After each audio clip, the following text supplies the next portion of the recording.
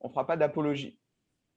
On fera pas d'apologie ou de d'explication sur qui on est chez Job4. On vous laissera aller voir sur job4.fr rapidement. Donc moi, je suis fondateur de Job4 et j'ai le plaisir de travailler avec Cécile, qui travaille avec moi depuis 4 ans maintenant.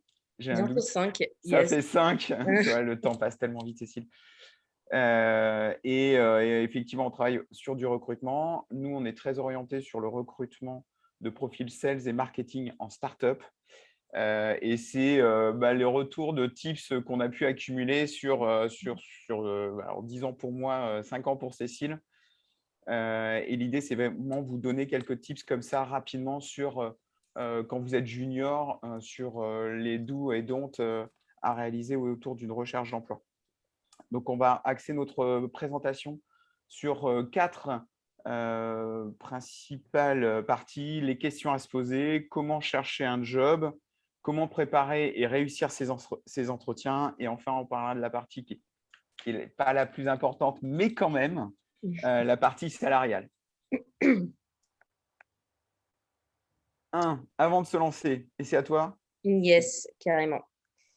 Donc forcément, avant de se lancer, il y a pas mal de questions à vous poser. Déjà, est-ce que le monde de la startup, c'est fait pour moi ou non? Versus potentiellement des grands comptes, des gros noms sur le CV. C'est un univers dont on a beaucoup d'a priori, on a beaucoup de stéréotypes, beaucoup de clichés, certains qui sont vrais, certains qui sont faux. Ce qu'il faut retenir avant tout, c'est, tout cet exercice de rétrospective sur qui vous êtes, ce que vous avez envie de faire, finalement, là où vous êtes bon, là où vous avez des axes d'amélioration sur lesquels vous devez travailler. Une fois que vous avez fait tout ce questionnement interne, vous allez commencer à avoir des tendances qui vont s'en dégager pour comprendre dans quel environnement vous êtes capable d'évoluer ou vous avez envie d'évoluer. Sachant que bien évidemment, je ne suis pas en train de prôner la startup versus le grand compte en disant que l'un est meilleur que l'autre. Il y a des faits qui sont présents, il y a des environnements qui correspondent simplement beaucoup plus à certaines typologies de candidats et d'autres qui vont correspondre à d'autres projets professionnels. Donc, pas du tout de jugement, on est là pour vous apporter des faits, quelque chose de concret. Aujourd'hui, l'environnement startup, ce que nous, finalement, on va mettre derrière, on n'a pas de définition qui va être spécifique par rapport à un nombre d'effectifs ou une date de création. Ce qu'on va regarder avant tout, c'est un environnement finalement qui va détecter un pain point marché sur une industrie peut-être vieillissante qui existe depuis X années ou des secteurs d'activité et qui va, à travers ce pain point-là, essayer de déceler une solution qui très souvent est à travers un produit ou un service digital, tech, qui va venir bousculer ce marché-là.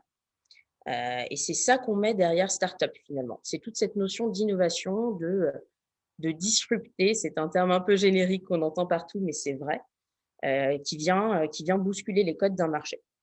Dans la startup, ce qu'il faut savoir, c'est que c'est un environnement qui bouge très vite. Qui bouge très vite parce que on a peu de ressources, qui bouge très vite parce qu'on a des très grosses ambitions et que forcément, au fur et à mesure qu'on va avancer, on va avoir des obstacles, on va avoir de nouvelles opportunités. Donc, on a tendance à changer de stratégie. Et donc, qui dit changer de stratégie, dit objectif qui va forcément changer, restructuration des équipes en interne. C'est tout ce challenge qui peut ou non vous plaire. Nous, comme disait Nicolas, on va être spécialisés sur 2 typologies de métiers, 2 familles, principalement les sales et le marketing.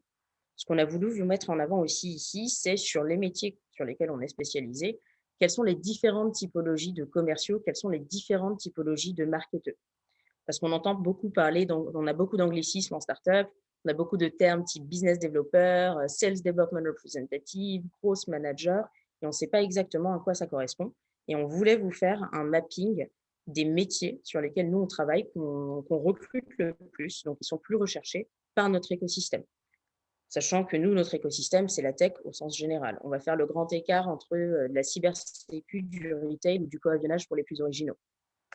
On vous a fait un petit schéma ici, très grossier, très vulgarisé. Il y aura des spécificités, bien sûr, en fonction des tailles de boîtes, en fonction des secteurs d'activité, mais c'est le schéma le plus classique qu'on retrouve dans cet écosystème qu'on dit startup, scale-up, tech. Et On les a SaaS, définis. on peut Ouais, même préciser.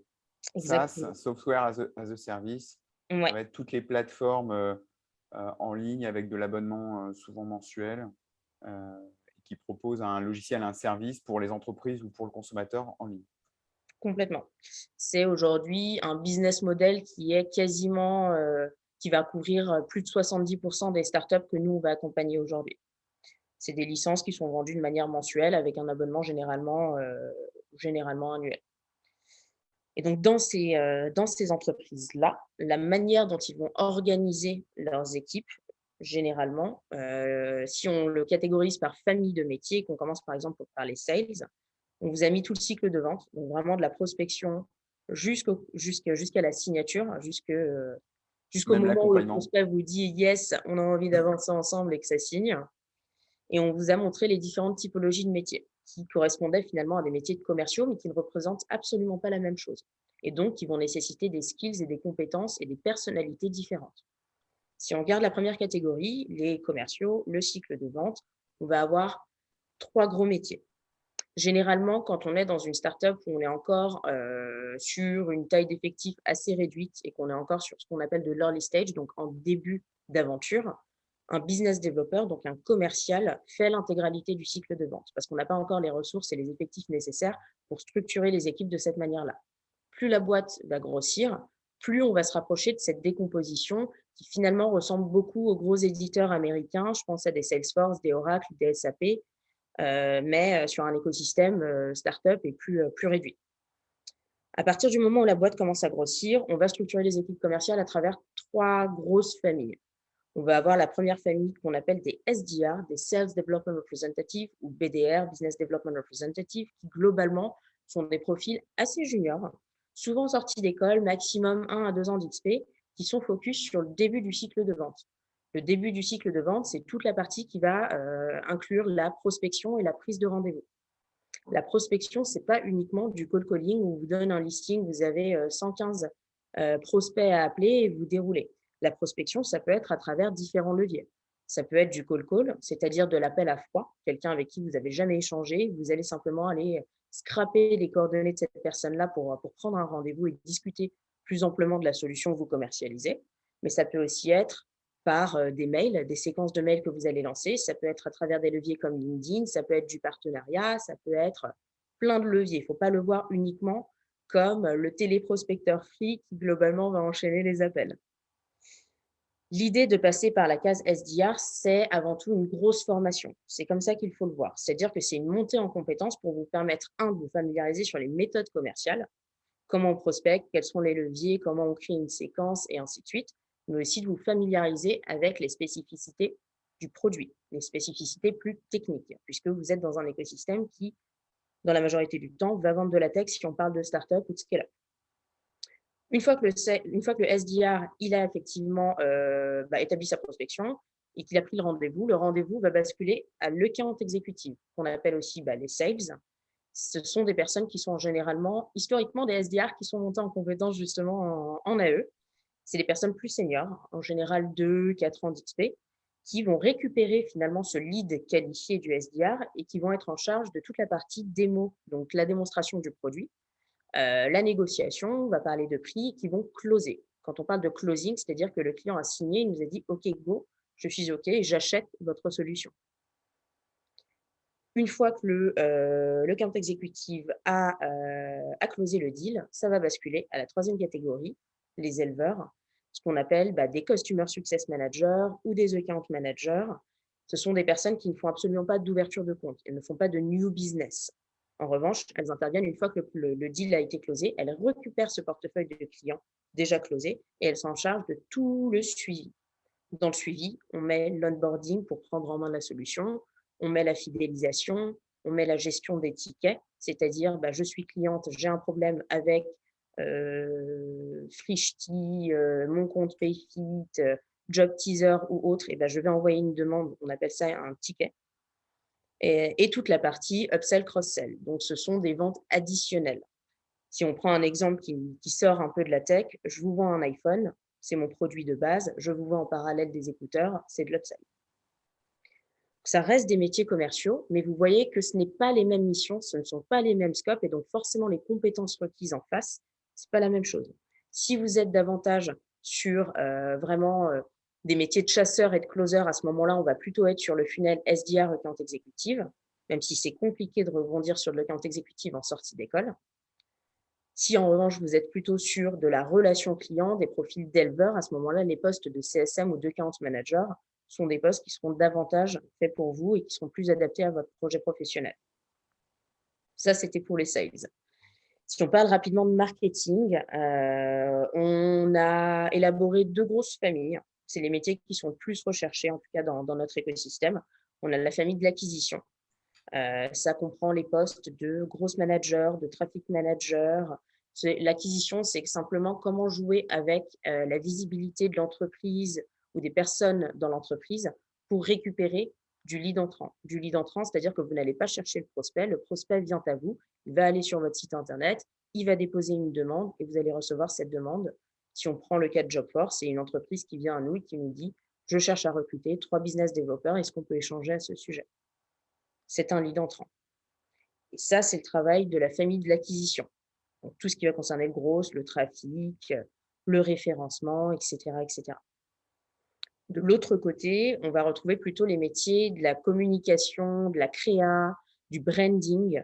À l'intérieur, on met tout ce qui concerne le content, tout ce qui concerne les réseaux sociaux, le social media management, et ainsi de suite.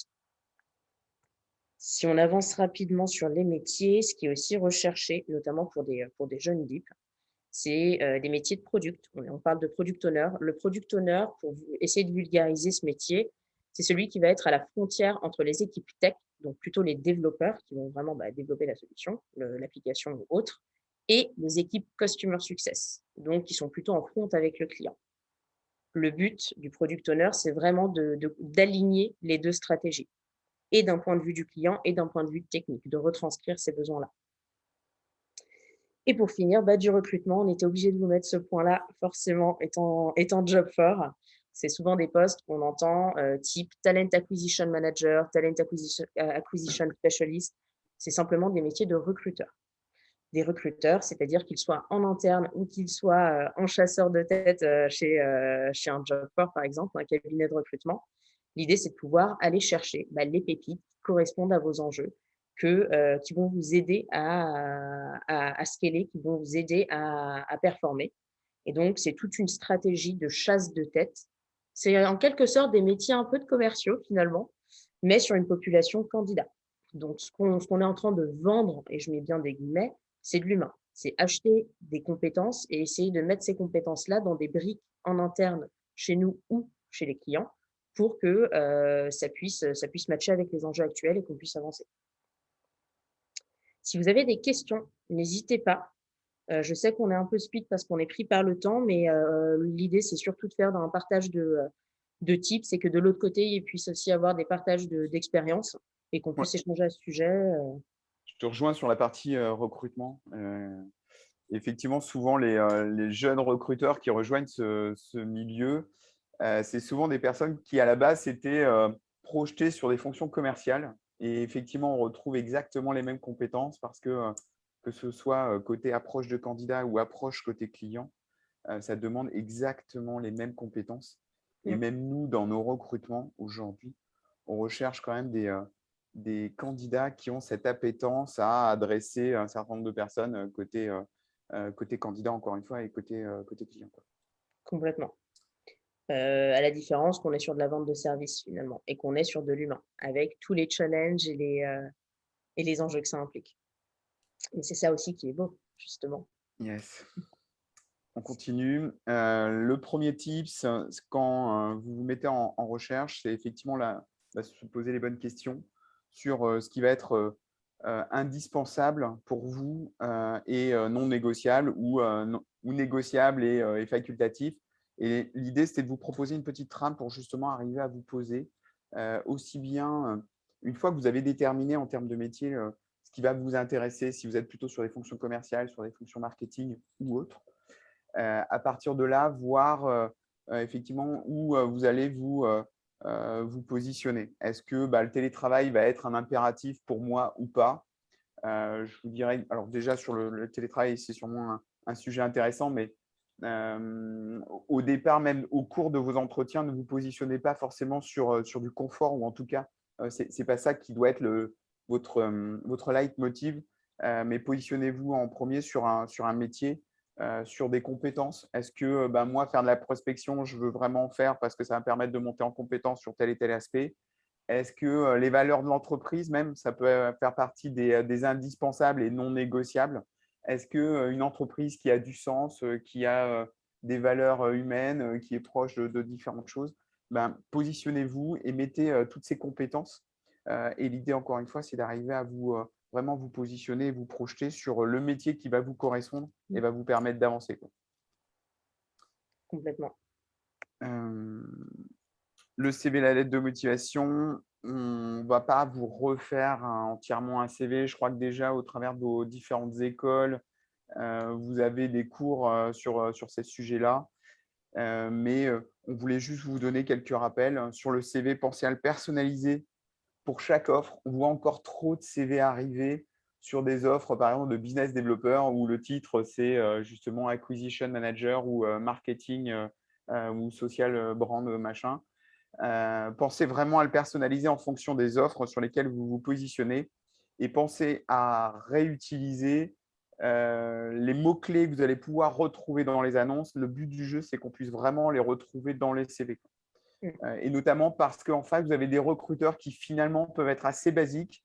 Ils ont une grille de lecture avec un certain nombre de mots-clés qu'ils ont envie de cocher dans votre CV et que s'ils ne les retrouvent pas, forcément, vous n'allez pas remonter en haut de la pile. Donc, pensez à bien faire remonter les compétences qui sont en adéquation avec l'offre le plus possible. Je sais que quand on est junior, on n'a pas tout qui correspond, mais malgré tout, projetez-vous et faites en sorte que ça puisse remonter au travers de vos expériences pro et expériences perso aussi, investissement associatif, etc., etc.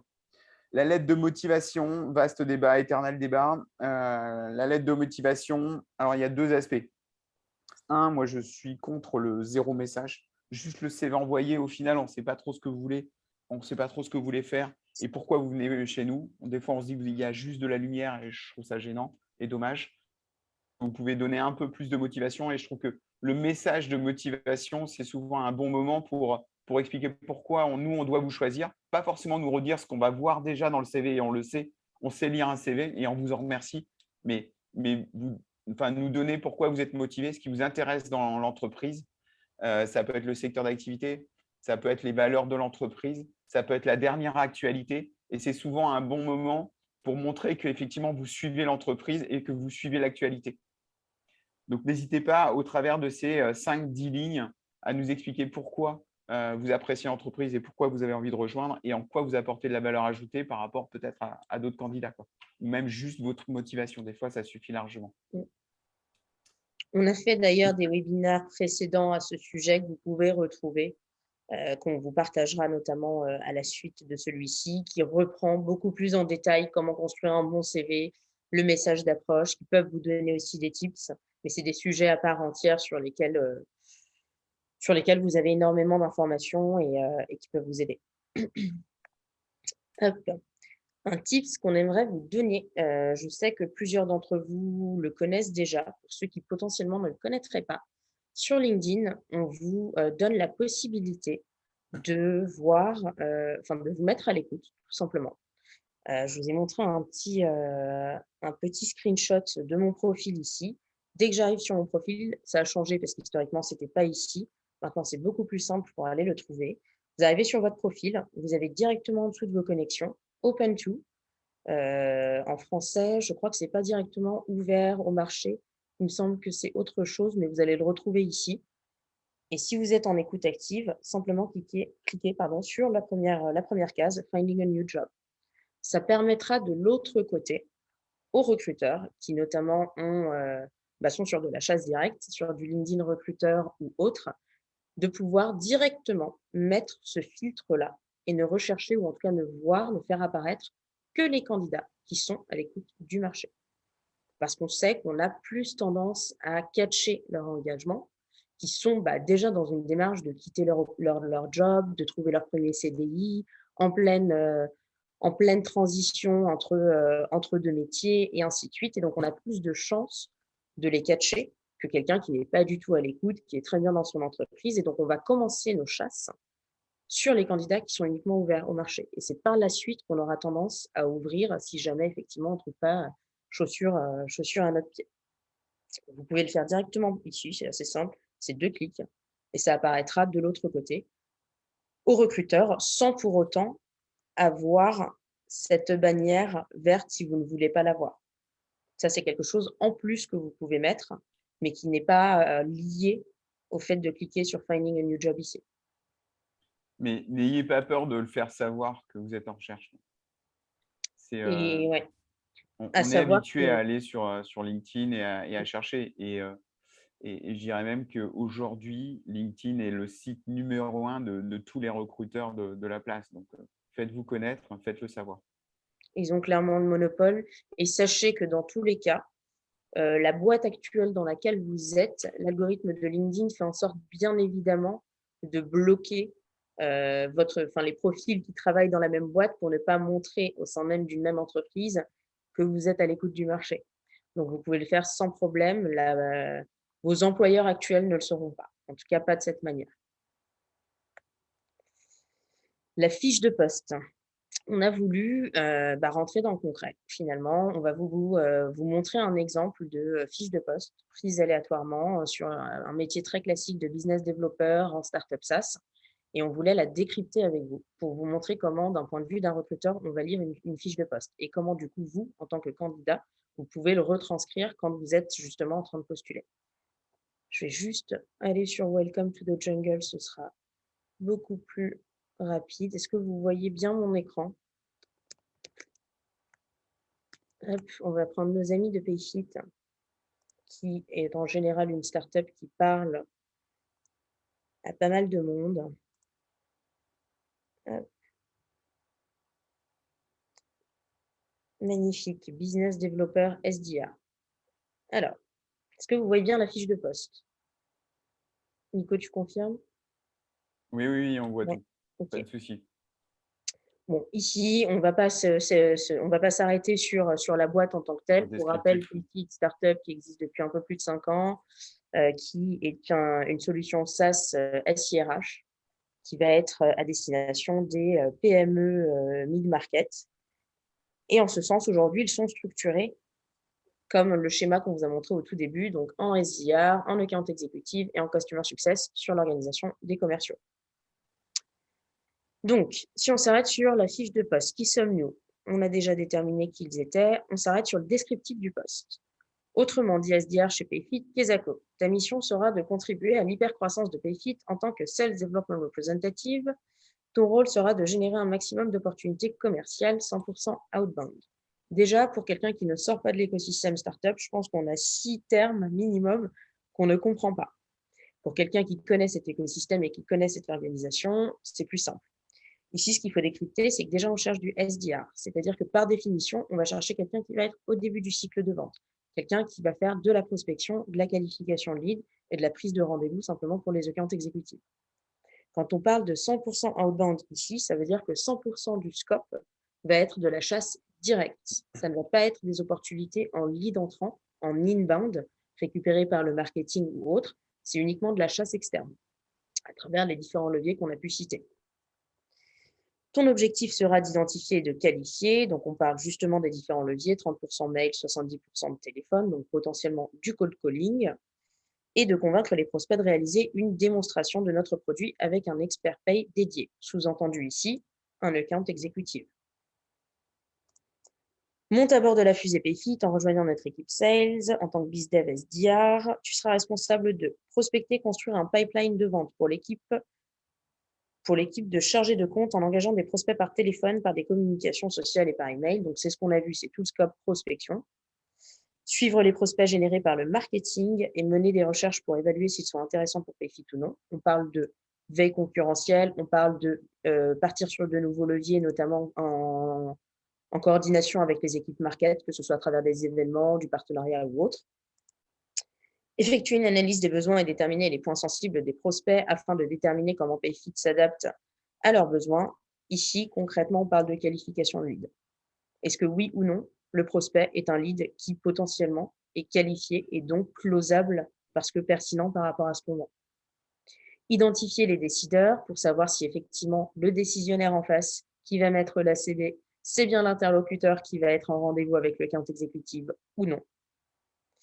Travailler avec la direction des ventes pour développer et accroître le pipeline des ventes afin d'atteindre régulièrement les objectifs de revenus. Donc là, on commence à parler de notions de KPIs, on commence à parler de notions de performance et d'atteinte d'objectifs. Faire passer les prospects par les premières étapes du processus de vente en communiquant régulièrement avec eux, en leur envoyant du contenu approprié. C'est comment on reste toujours sur des fonctions de prospection, comment les garder au chaud, comment continuer à les engager si, par exemple, ce n'était pas le bon timing ou autre. Gérer les données des clients potentiels dans le CRM, donc suivi de la data. Généralement, c'est des CRM, c'est simplement un outil en interne pour pouvoir suivre où est-ce que vous en êtes dans votre pipe, vos relances, qui sont les prospects, qui sont les clients, l'historique avec chacun d'entre eux et ainsi de suite. C'est un outil de suivi et de gestion. Les CRM les plus utilisés en startup, ça reste tout de même HubSpot, ça reste Salesforce. Ça peut être aussi du Celsi qu'on voit aussi de plus en plus. Utiliser efficacement les médias sociaux pour s'engager auprès des prospects. On parle de multi-leviers. CRM, ça parle bien à tout le monde? Je ne sais pas. C'est pour ça, ouais, effectivement, que je disais que c'était un outil de gestion et de suivi qui permet finalement de rassembler tout l'historique sur prospects, clients. Ah bah, je veux bien que tu Donc, regardes s'il y a des infos, des questions, Nico. discussion. Il y a Grégoire qui hésitait à poser une question, puis il voulait activer Carrément. son micro qui apparaît ici. Et il y a Hello KLR qui dit qu'effectivement non. L'idée du CRM, c'est vraiment pour suivre ton activité commerciale. Ça permet de gérer tout ton portefeuille de prospects, voir où tu en es en termes d'actions, de calls, de mails et autres. Voilà, effectivement, Guillaume dit Customer Relation Manager, Relationship, hein, je crois, Management, je crois même. Et effectivement, ça permet de suivre tout ton portefeuille, voir l'avancée, là où ça a été mis KO, les opportunités que tu vas pouvoir créer avec ça, c'est la relation peut-être un peu plus avancée avec les prospects. Savoir où tu en es finalement dans ton avancée commerciale. Est-ce que tu as détecté des opportunités? Est-ce que c'est des opportunités avancées? Quelle est la probabilité même, suivant les CRM, de closing et de finalisation sur ces opportunités? Ces outils-là te permettent de vraiment gérer ton activité commerciale. Donc, et c'est toute société qui commence à se construire à un moment donné est obligée de structurer cette partie-là et donc obligée de mettre en place un CRM. Et effectivement, Cécile, tu les as cités, HubSpot, Celsi, Pipedrive, Salesforce. Là, j'ai cité les 4 qu'on voit le Il y plus. en a, oui. Mais C'est après, il surtout. en existe une multitude, quoi, Complètement. qui peut Ça être vraiment remplace le. spécialisé suivant les secteurs d'activité d'ailleurs. Bien sûr, le CRM peut aussi être utilisé sur d'autres fonctions, c'est-à-dire que le marketing peut aussi avoir des actions type communication, automatisation et autres à travers le CRM. Mais là, c'est vraiment un focus sur les fonctions commerciales et c'est pour ça qu'on parle de pipeline et de prospects et de clients. Bon, vous l'aurez compris, globalement, on a pris point par point, on a essayé de déterminer quels aspects, on a décodé finalement, on a vulgarisé ce qu'il voulait dire. Si on se concentre sur le profil maintenant, qu'est-ce que ça veut dire? Tu possèdes les qualités suivantes. Tu as un excellent niveau de langue français natif, lu et parlé. Bon, globalement, on veut quelqu'un qui sache bien s'exprimer, quelqu'un qui a un bon positionnement et qui ne fait pas de faute d'orthographe. Très important. Ça paraît basique, mais si vous saviez le nombre de CV, lettres de motivation et autres, j'en passe, que nous voyons qui sont bourrés de fautes d'orthographe, on préfère insister dessus, une bonne piqûre de rappel, ça fait pas de mal. Oui, et puis quand vous êtes business développeur ou SDR, vous êtes en contact avec les clients, vous envoyez des mails toute la journée et faire des fautes, c'est globalement l'image de la boîte qui en pâtit. Yes, Et donc forcément, les recruteurs et les entreprises font très, très attention à ça. complètement. Et aujourd'hui, il y a quand même pas mal d'outils pour vous aider en termes de correction automatique. Language Tool, c'est ça, il en existe plusieurs. Bref, même dans les extensions sur Chrome, vous pourrez en trouver plein. Office le fait par défaut.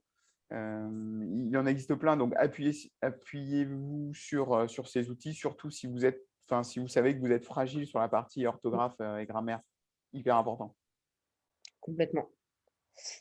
Tu es naturellement synthétique et abordes les sujets de manière structurée. Une chose qui va vous servir, quel que soit le poste sur lequel vous postulez, quelle que soit la seniorité, que vous soyez sur un premier CDI, en reconversion ou autre. Un tips que les recruteurs regardent beaucoup, c'est la manière dont vous vous présentez. Est-ce que vous êtes capable d'aller à l'essentiel? Est-ce que vous êtes capable d'aligner les compétences, les expériences que vous avez eues, qu'elles soient sur du pro ou du perso, par rapport à la fiche de poste, au poste auquel vous êtes en train de candidater? C'est pas aujourd'hui pertinent de parler d'expériences qui n'ont rien à voir parce qu'il y a 12 ans, vous avez été, je prends n'importe quel exemple, baby-sitter, alors qu'aujourd'hui, vous êtes head of product et que vous avez entre-temps 15 ans d'expérience. Il n'y a aucune pertinence de parler de ces expériences-là, mais de parler uniquement de ce qui va être en rapport, finalement, avec la fiche de poste, avec le profil qui va être recherché, les missions qui vont être évoquées. Donc quelqu'un qui est capable d'aller à l'essentiel et qui, en plus, est capable en amont de faire ce travail, de ne choper que les arguments et les éléments qui vont être valorisants par rapport à l'opportunité, c'est quelque chose qu'on adore en tant que recruteur. Ça nous montre à travers ça qu'il est synthétique, qu'il est structuré, qu'il y a une logique dans son discours. Et d'ailleurs, juste après, Nicolas va vous parler de la méthode STAR qui peut vous aider. Et ça va venir valider finalement ces éléments-là. Tu as beaucoup d'énergie, tu l'utilises pour ouvrir continuellement de nouveaux projets, de nouvelles portes pour tes prospects. On va chercher ici quelqu'un qui est hyper dynamique. Forcément, vous êtes sur de la vente, vous êtes en front avec le client, vous êtes en face, que ce soit par mail, que ce soit par téléphone. On entend le sourire par téléphone. On va chercher quelqu'un qui est capable de prime abord de créer du lien. Quelqu'un à qui on a envie on a envie d'échanger. Quelqu'un qui est souriant, qui respire la joie de vivre. Quelqu'un qui va être curieux. Quand on parle de ouvrir continuellement de nouveaux projets, de nouvelles portes pour tes prospects, c'est comment on fait pour trouver des hacks, pour aller prospecter de manière différente. Comment on fait pour tester de nouvelles choses, quitte à se foirer, c'est pas problématique parce que c'est aussi une manière d'apprendre, mais au moins d'être dans cette logique de curiosité, d'aller tester des choses. Il faut qu'on Nous, ce avance, qu'on Cécile. ouais, 12h40. Ça va trop, trop vite. ouais, je pense qu'on va vraiment speeder. Bon, ici, on rentre sur du concret, entre 0 et 2 ans d'expérience. 0, sachez que nous, recruteurs, ce qu'on va regarder quand on parle d'années d'expérience, c'est les années d'expérience post-diplôme. Ce qui se passe avant en termes de stage et d'alternance, c'est valorisé, pardon, bien sûr, mais ce n'est pas valorisé ni sur le salaire, ni sur la manière dont on va écrire nos job desks. Ça va être valorisé uniquement sur votre maturité professionnelle. Ça va être valorisé sur la manière dont vous allez vous vendre en entretien et sur le fait que vous allez augmenter vos chances finalement d'avoir des propals, d'avoir des opportunités qui vous plaisent, de savoir mieux vous vendre, de savoir soulever des objections. Là où on ne peut pas aujourd'hui prétendre à 3 ans d'XP si on est diplômé en 2021 parce qu'on a eu 2 stages plus une XP de 6 mois pendant l'été. Ça va être valorisé, mais de manière différente. Je pense on peut switcher parce que là, sinon, on va Ouais. trop Si on laissait de la place pour les questions. complètement. Hop, la fiche de poste, les entretiens, la méthode STAR, Nico. On n'a pas de seconde chance. On n'a qu'une Non. seule chance de faire. Ah oui, on n'a pas de seconde chance de faire une bonne première impression.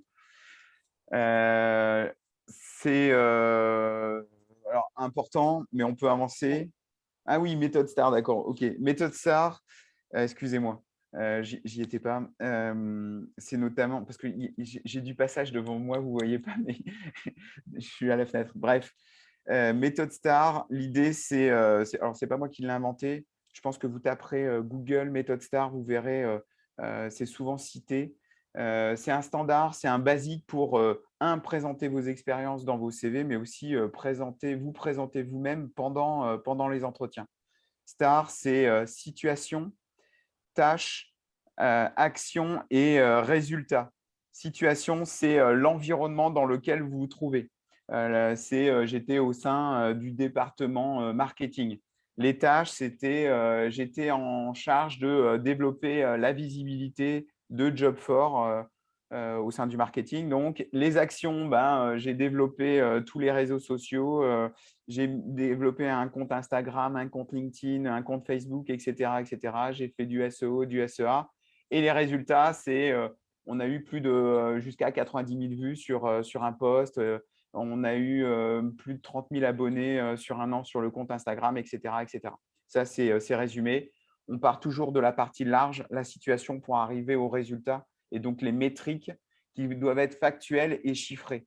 Plus vous pourrez mettre de chiffrés, plus vous serez rassurant et factuel pour les recruteurs.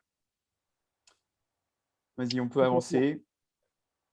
La checklist, pensez à prendre des notes avant, pendant et après un entretien. Avant, on pense à bien se préparer. On a mis choisir un fond neutre parce qu'effectivement, la plupart des entretiens maintenant se font en visio. Il y a quand même de moins en moins je serais curieux d'avoir votre retour sur le sujet, mais il y a de moins en moins d'entretiens de visu, même si à un moment donné, il va quand même falloir rencontrer ses employeurs ou en tout cas ses futurs employeurs. Mais je dirais qu'aujourd'hui, 80% des entretiens se font quand même à distance. Cadré au niveau de la poitrine. Il faut qu'on puisse vous voir en entier, ni trop près, ni trop loin. Pensez à regarder, à préparer avant. Tous les outils de visio maintenant vous demandent, même avant de rentrer dans la réunion, que ce soit Google Meet, que ce soit Zoom ou les autres, vous proposent de checker la vidéo. Est-ce qu'on peut voir? Attention effectivement à vous, vous êtes dans le cadre, mais aussi au fond. Il nous est arrivé un certain nombre de fois d'avoir vu sur les penderies, sur le linge qui sèche, sur un certain nombre de choses, et on ne vous dira pas tout. Pensez à garder un fond plutôt neutre, faire en sorte d'être quand même suffisamment lumineux et pas à contre-jour, d'éviter d'avoir une fenêtre dans le dos, d'avoir qu'une ombre en visio, c'est assez gênant. Et puis, pensez à bien préparer l'entretien, préparer les questions que vous avez à poser sur le poste, les questions que vous avez à poser sur l'entreprise et surtout ne pas hésiter à vous entraîner. Il y a plein de manières pour s'entraîner, soit devant un miroir et vous reprenez la méthode STAR, vous préparez chaque expérience, faites-le. Il vaut mieux se préparer trop que pas assez. Et pour les plus fragiles ou en tout cas ceux qui ont besoin de plus d'entraînement, prenez quelqu'un dans votre entourage, que ce soit famille, amis, ça peut être un voisin même qui est bienveillant à votre égard, mais pensez à faire des simulations d'entretien. Plus vous vous préparerez, plus vous serez pertinent et efficace le jour J. Et encore une fois, vous n'avez pas de seconde chance de faire une bonne première impression et vous n'aurez pas de seconde chance. Donc, la demi-heure ou l'heure qui vous est donnée autour de l'entretien, elle doit être au top. Et pour être au top, c'est comme un champion qui arrive pour la finale du 100 mètres. Il n'arrive pas en finale du 100 mètres sur sa première course. Il en a fait des milliers de courses avant de pouvoir arriver là. Donc, n'hésitez pas à vous entraîner et à faire des simulations d'entretien avant. Complètement. Pendant, pas de stress. Alors, c'est difficile le stress. Grand sujet. Même si vous êtes stressé, essayez de ne pas le montrer. Tous les grands athlètes ou même tous les grands one-man show vous diront que les 10 premières minutes de leur passage, ils sont sous stress, mais ils essayent surtout de ne pas le montrer. Les Américains ou les anglophones disent fake it until you make it. C'est faites semblant et ne le montrez pas. Essayez de garder une certaine stature finalement jusqu'à ce que le stress parte tout seul. Et vous verrez, ça passe et on l'a tous eu et on l'aura tous. C'est normal. Se mettre en condition dès le début, faire attention à son attitude, ses gestes et son regard, essayer de garder un œil vers l'interlocuteur, éviter de regarder à droite à gauche comme je peux le faire. Je peux être souvent, moi d'ailleurs, en recherche de mes mots, mais essayer de garder le contact visuel, c'est important. Et notamment, ça fait appel à ce qu'on appelle de la PNL. Vous pourrez regarder sur Internet. C'est tout ce qui est non-verbal. Et en fonction de là où se porte le regard, souvent le recruteur va essayer d'analyser si vous cherchez dans vos souvenirs, si vous êtes dans le questionnement ou si au contraire, vous êtes en train de construire quelque chose qui n'existe pas. Et donc, à partir de là, de savoir si vous êtes dans le mensonge ou pas. Vous regarderez, c'est intéressant, vous taperez PNL, sur Internet et vous regarderez en termes de gestes. On ne va pas creuser là parce que je pense que c'est un sujet sur lequel on peut y passer des heures. mais c'est hyper intéressant. Poser des questions, c'est toujours bien vu, on l'a dit et on l'a mis sur l'avant. Préparez des questions, posez-les. Ça montre votre intérêt, votre motivation et il n'y a jamais de mauvaises questions. Donc, posez-les.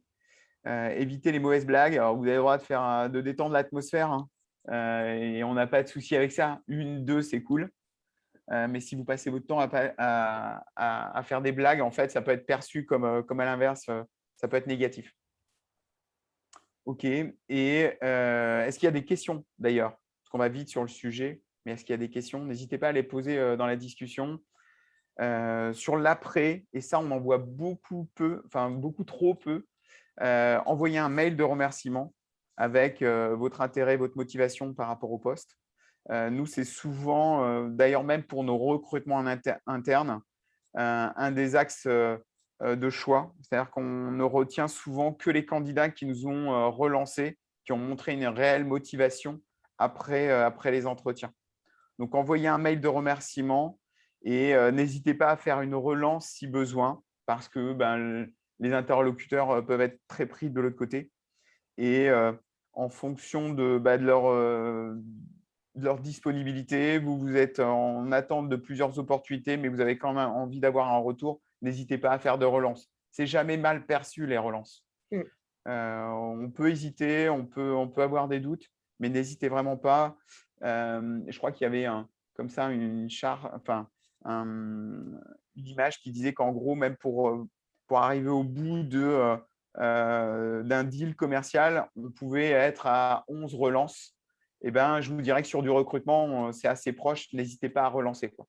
Donc, une relance, ce n'est pas très grave, même 2, même 3. Vous avez le droit d'avoir un retour suite à un entretien. Complètement.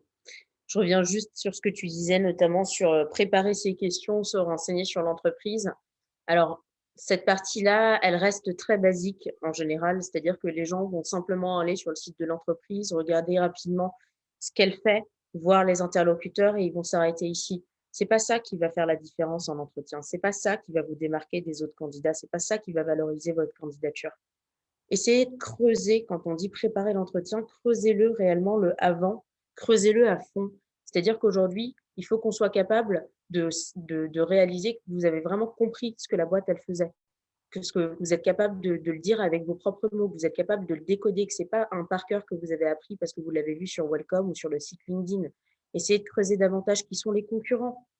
Posez des questions en entretien sur qu'est-ce qui va vous différencier d'eux et puis citez le nom du concurrent. Là, vous allez faire la différence.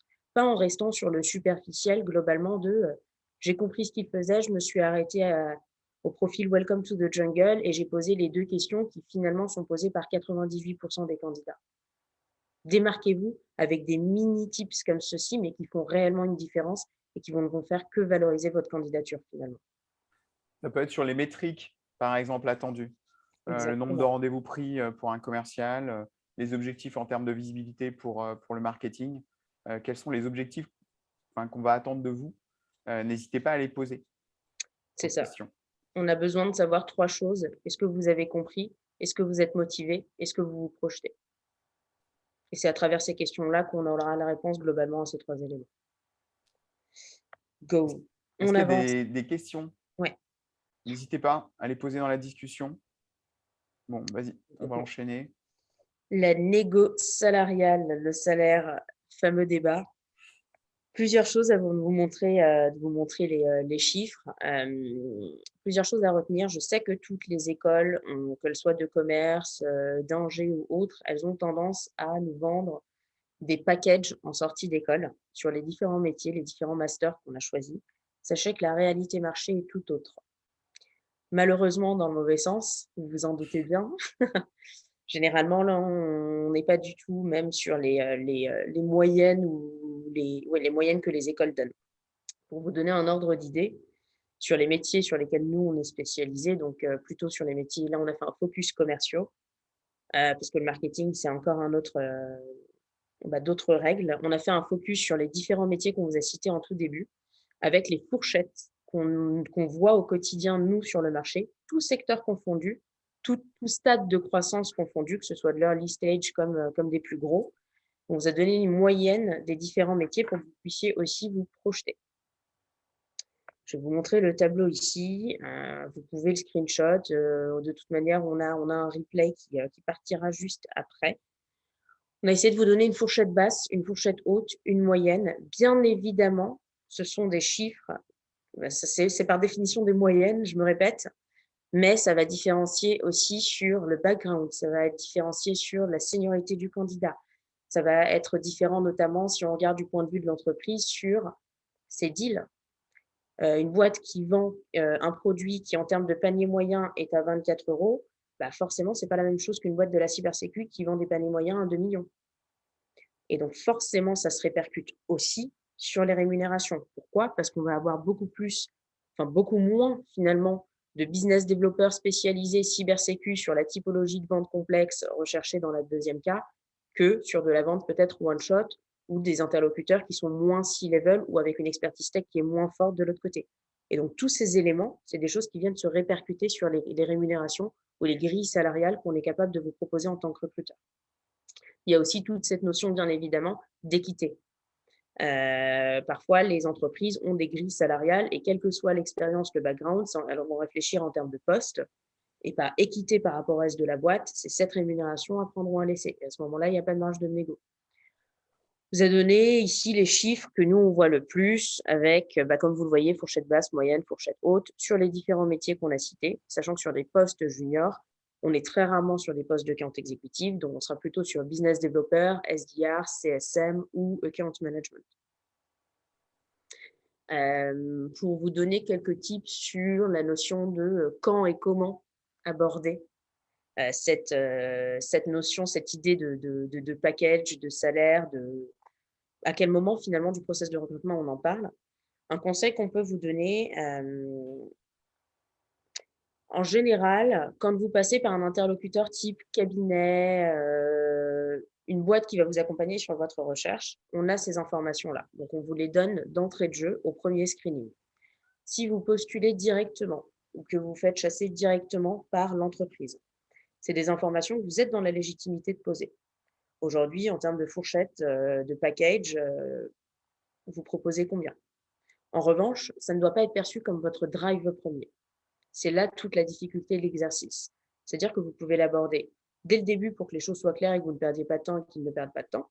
Mais vous pouvez aussi attendre la fin pour en poser la question à la fin pour appuyer votre motivation et montrer d'abord et aller au bout pour savoir si déjà ça vous plaît ou non avant de parler de négociation salariale. Mais il faut que vous ayez la capacité de faker le fait que ça ne va pas être votre drive premier. Vous avez totalement la légitimité de dire que ça fait partie de votre top 3. On sait particulièrement sur des populations type commerciaux, très souvent, le package remonte effectivement dans les motivations premières, mais ça ne doit pas être votre drive premier. Et quand bien même ça le serait, c'est pas bien perçu de le montrer comme étant le choix numéro 1 parce que la rémunération la plus attractive. Parce qu'à aucun moment avec cette réflexion, ce cheminement, vous envoyez un message positif à votre interlocuteur. Il n'y a aucun message qui est envoyé par rapport à la projection quant au projet, la motivation par rapport au poste. Il n'y a pas du tout de projection en termes d'engagement. Et en fait, c'est simplement, vous vous renvoyez un message que si demain une autre entreprise arrive et vous donne 5 4 plus, globalement, vous nous filez entre les pattes et vous y allez. Donc, vous avez le droit de dire que l'argent, c'est important pour vous. Vous avez le droit de le mettre dans vos premiers drives, mais ça ne doit pas être le numéro 1 et ça ne doit pas être perçu de cette manière-là. Parce que si vous choisissez dans tous les cas par expérience, par retour d'expérience avec tous les candidats qu'on a pu recruter, si vous choisissez une aventure professionnelle uniquement pour des raisons de rémunération, c'est une question de temps avant que ça pète d'un côté comme de l'autre. Très souvent, l'histoire nous a montré que ça ne marchait pas. Ça peut faire partie des drives, ça ne doit pas être le principal. Est-ce que vous avez des questions par rapport au salaire, la négo? Je vois que ça pop up pas mal, Nico, si tu peux regarder. Il y a une question de Grégoire. Est-ce qu'on peut prétendre à un salaire plus élevé pour un poste de SDR si on a effectué 3 ans d'alternance à ce même poste? Forcément, ta candidature sera valorisée par rapport à quelqu'un qui sort d'école tout juju, qui a fait potentiellement 2 stages et peut-être même pas en commercial. Donc forcément, ta candidature, elle sera valorisée là-dessus. Je vais être très honnête avec toi.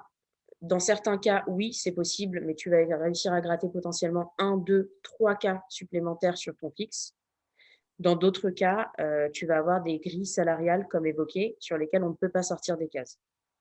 Là où tu feras surtout la différence, et c'est comme ça que faut que tu le vois finalement, toute la valorisation de tes 3 ans d'expérience, elle va se faire sur la manière dont tu vas te vendre en entretien. Potentiellement à 2 CV égales, tu auras plus de chances d'avoir des propals que quelqu'un qui, a moins d'expérience par définition, moins d'expérience professionnelle. Tu auras cette maturité professionnelle, tu auras cette vision business qu'un autre potentiellement n'aura pas. La valorisation, elle se fait surtout ici. Après potentiellement sur la négociation salariale, tu peux voir si à travers, par exemple, des exercices comme simulation commerciale, case study et que tu arrives à appuyer effectivement cette seniorité, que tu arrives réellement à montrer et à apporter de la valeur, c'est là où tu peux commencer à discuter, s'il n'y a pas de grille, sur les 1 à 3 cas maximum que tu pourras potentiellement avoir sur ton fixe. On a Émeric qui nous pose une question. Vos chiffres concernent essentiellement le secteur de la tech. Cela me Oui, paraît élevé pour des juniors. c'est principalement effectivement, tu fais bien de le préciser, c'est principalement le secteur, c'est même que le secteur de la tech. Là, on a pris des startups qui globalement étaient en food tech, en retail, e-commerce, smart cities, cybersécurité, fintech, HR tech. On a fait un mix de tout ça et c'est les moyennes qu'on vous donne ici. Et on a des startups qui sont autant très early stage, qui vont avoir allez, 5 personnes dans leurs effectifs, tout comme du 600, avec plusieurs marchés ouverts. Oui, forcément, si on est sur des métiers hors tech, généralement, on est sur des rémunérations qui sont légèrement inférieures à celles-ci. Là, on prend la moyenne classique de la startup SaaS, quel que soit le secteur d'activité, le stade de croissance. Il y a Nicolas qui pose une question. Avez-vous des offres du côté de la green tech? Oui, on en a quelques-unes. On a pu travailler notamment avec, plusieurs green tech et notamment un fonds, qui s'appelle Citizen Capital qui nous pousse pas mal, de boîtes en ce sens et oui, c'est des sujets qu'on a pu avoir notamment en énergie, certaines en smart cities, green tech, et d'autres en ouais, si, c'est principalement ça, surtout de l'énergie en fait, finalement. Hmm, Ah non, social aussi, avec. avec Vendredi. Je vois que ça pop-up, je peux pas voir parce que je suis en partage Ouais, d'écran. Non? merci OK. beaucoup, top, Dans ma tête. merci. Question générale, j'ai besoin de recruter. Comment attirer des talents quand on est une startup? Ah! Tu veux y aller, Nico? Non, vas-y, vas-y, je te trouve parfaite. Je t'écoute, j'ai plaisir à t'écouter. Plusieurs leviers, tout dépend, j'ai envie de dire, des ressources que tu as, forcément. Si aujourd'hui tu as la capacité, et le temps à allouer pour aller, les chercher de toi-même, je te conseille de multiplier les leviers. C'est-à-dire que d'un côté, tu peux multidiffuser les offres, LinkedIn ou d'autres acteurs comme, Apec, Welcome to the Jungle, Indeed, ou autres. En parallèle, je pense que tu ne peux pas attendre uniquement l'entrant parce que tu serais trop dépendant de ça et de la qualité et de la pertinence de ces candidats et je pense que tu dois aussi actionner des leviers où tu vas les chercher en direct. Ça peut être toi en direct, à travers un LinkedIn normal, à travers, développer ton réseau, aller demander des recommandations à droite à gauche par rapport aux personnes que tu as pu rencontrer dans un cadre professionnel ou autre. Ça peut être aussi à travers des plateformes, type LinkedIn. Nous, aujourd'hui, notre outil favori, forcément, c'est LinkedIn Recruiter. Ça a un coût, mine de rien, LinkedIn Recruiter.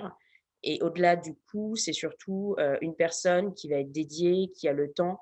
C'est un vrai métier à part entière, la chasse de tête. Ou alors tu peux, si tu as le budget, d'externaliser cette fonction. D'externaliser à des cabinets, d'externaliser, à Job4, par exemple. Non, plus sérieusement, tu peux aussi passer par ce qu'on appelle du RPO ou des freelances.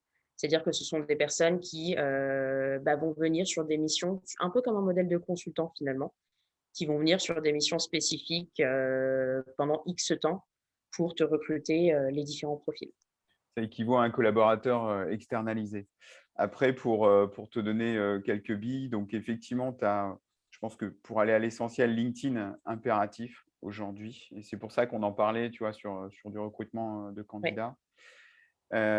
Si tu as un peu plus de budget, mettre malgré tout une ou deux annonces, notamment sur Welcome to the Jungle, c'est un oui. vrai plus aussi. Après, tu peux aussi t'appuyer si tu as déjà des collaborateurs, demander dans le réseau de tes collaborateurs. Ça marche toujours aussi. Pareil, c'est un levier qui est fort, la cooptation, tout ce qui est referral. Ça peut être aussi auprès de tes fournisseurs et de tes clients. Tu es en phase de recrutement, on sait qu'ils bougent sur le marché, c'est toujours intéressant. Si tu es une startup et que tu as déjà levé des fonds, tu peux t'appuyer aussi sur ton VC. Bref, des idées et des opportunités, il y en a plein en fait pour recruter. Le principal sujet, c'est de le faire savoir, quoi. Que ce soit sur LinkedIn, que ce soit dans ton réseau autour de toi, fais-le savoir. Fais-le savoir que tu es en recherche. Complètement. Et après, en termes de tips, on pourra t'en donner plus si tu veux. Parce que je vois qu'il y a d'autres questions. En moyenne, on doit commencer à candidater combien de temps à l'avance pour un recrutement en sortie d'école? Exemple, je finis mon master en août 2022. Quand dois-je commencer à candidater, répondre aux sollicitations des chasseurs de tête sur LinkedIn? J'ai envie de te dire avant 3 mois, c'est souvent trop tôt. Pourquoi 3 mois? Parce que, si je mets une généralité sortie d'école ou autre, généralement les périodes de préavis sont de 3 mois. Donc on commence à regarder plus ou moins 3 mois avant d'être réellement, sur te ta nouvelle aventure. Avant, c'est trop tôt et puis on prend toujours le risque que tu perdes l'engagement biparti, que les choses évoluent entre-temps parce que, il s'est passé trop de temps. 1 mois, c'est peut-être trop court, surtout si tu es sur un marché, pénurique et qui est trop tendu et qu'il y a un déséquilibre entre l'offre et la demande. Donc je te dirais 3 mois, tu peux commencer à regarder et postuler et entamer des Ouais, discussions avec des recruteurs, des chasseurs de tête. mai-juin. Ouais. Mai-juin, c'est bien. Mmh. Notamment parce que mai-juin, les entreprises commencent déjà à se positionner sur les offres qu'elles vont ouvrir pour septembre. Donc, elles sauront te Exactement. répondre. Alors que si tu postules maintenant, par exemple, en novembre, ben là, on est plus dans une phase où on essaye de pourvoir des offres pour janvier, tu vois. Donc, ça va être un peu tôt, ça va être en décalé. Alors, ça permet de rencontrer, mais tu vas finir au fond d'une pile. Et d'ici août, on t'aura oublié, quoi. Ou en tout cas, on partira du principe qu'entre-temps, tu as peut-être trouvé. Et bon, c'est un peu tôt, quoi. En termes de timing, c'est pas forcément le bon. Yes. Donc on Euh, accélère sur les 2 dernières ouais, questions et du coup. question intéressante, est-ce que présenter des propositions de contrat à un employeur peut être un levier de négociation salariale? Alors, oui, forcément, c'est un levier. Maintenant, les amener en entretien, c'est peut-être C'est pas un peu too l'idéal. much, ouais. Ouais, c'est un peu too much.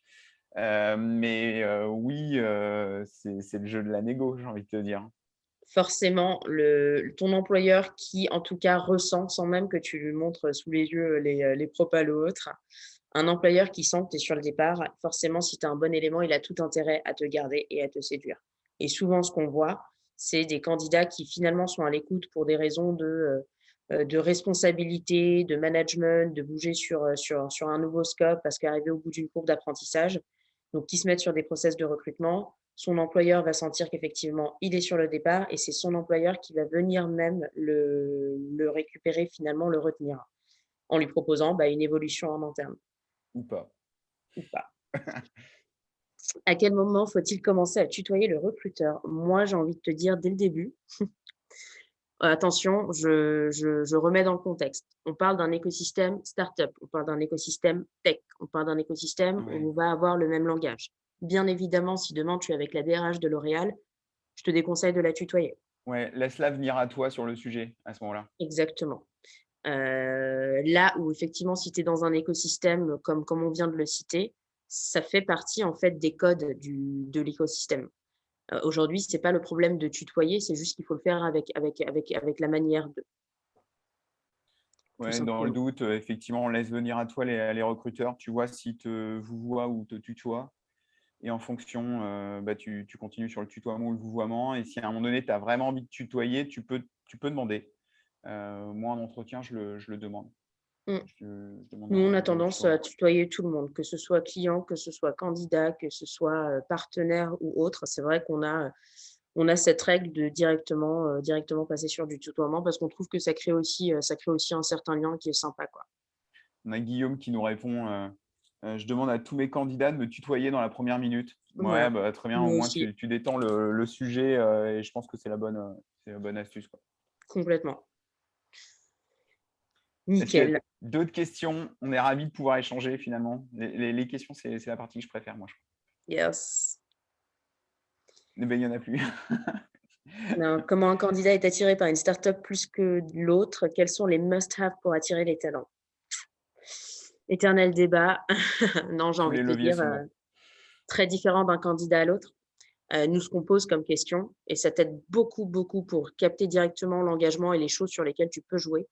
Une question qu'on pose constamment en entretien, c'est si demain tu as 3 propositions d'embauche en main, qu'est-ce qui fera la différence? Et là, le candidat te cite finalement ses drives, ses motivations premières à travers cette question.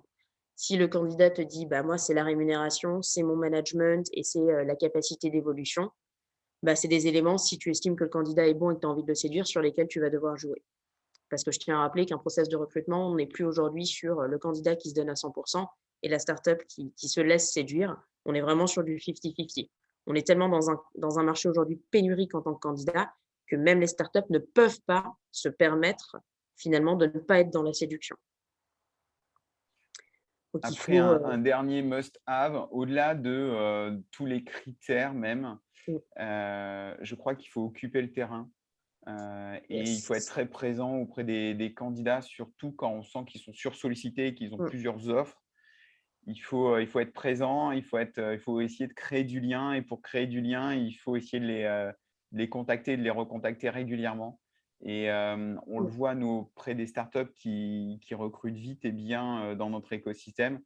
C'est souvent qu'il y a une personne qui est dédiée au recrutement et qui, pour le coup, passe beaucoup de temps au téléphone avec les candidats, qui les relance, qui les rappelle régulièrement et c'est souvent ça qui fait la différence, quoi. mmh, C'est au-delà même du package financier, parce que moi, je trouve que les meilleurs candidats ne choisissent pas forcément que la rémunération, mmh. mais c'est le lien que tu vas pouvoir créer avec, finalement avec ces candidats et comment elles vont pouvoir se projeter finalement dans ton entreprise, quoi. C'est à quel moment tu vas les rassurer, à quel moment elles vont se dire bah, ok, c'est peut-être pas là que je vais gagner le plus, mais en attendant, je me sens bien, j'ai un bon feeling avec les fondateurs Mmh. et effectivement, je me projette bien et du coup, j'y vais, quoi. Complètement. Je dirais que finalement, tu as pas de must-have, mais tu as des choses à ne pas faire si tu veux pas les perdre. Un process où le candidat a zéro feedback, un process où, il a du mal à se projeter, un process où il sent qu'il y a une grosse, grosse instabilité, qu'il ne sait pas où il va mettre les pieds, bah, forcément, c'est pas des messages positifs qui sont renvoyés.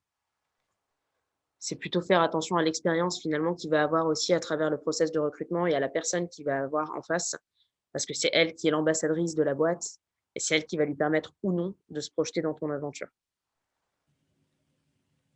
Yes, on va devoir conclure. Ouais. Je te laisse la parole. Tu veux conclure? Top. Bah, écoutez, nous, ce qu'on vous propose dans la foulée, Manon, notre grosse marketing manager, va vous envoyer le replay. Comme ça, vous avez toutes les informations, avec notamment les références par rapport au précédent webinaire sur le CV et la lettre de motivation pour compléter l'intégralité. Ça a été un plaisir d'échanger avec vous et des questions très pertinentes. Si en parallèle, vous avez d'autres éléments sur lesquels vous avez envie de revenir, vous avez des cas de figure très spécifiques, de toute manière, vous avez nos coordonnées avec Nicolas. Vous pouvez nous contacter directement et on sera ravis d'échanger, de pouvoir vous accompagner là-dessus Avec plaisir pour répondre à toutes vos questions. complètement. Et n'hésitez pas si vous cherchez à recruter et ou à postuler, on est bien placé pour vous aider.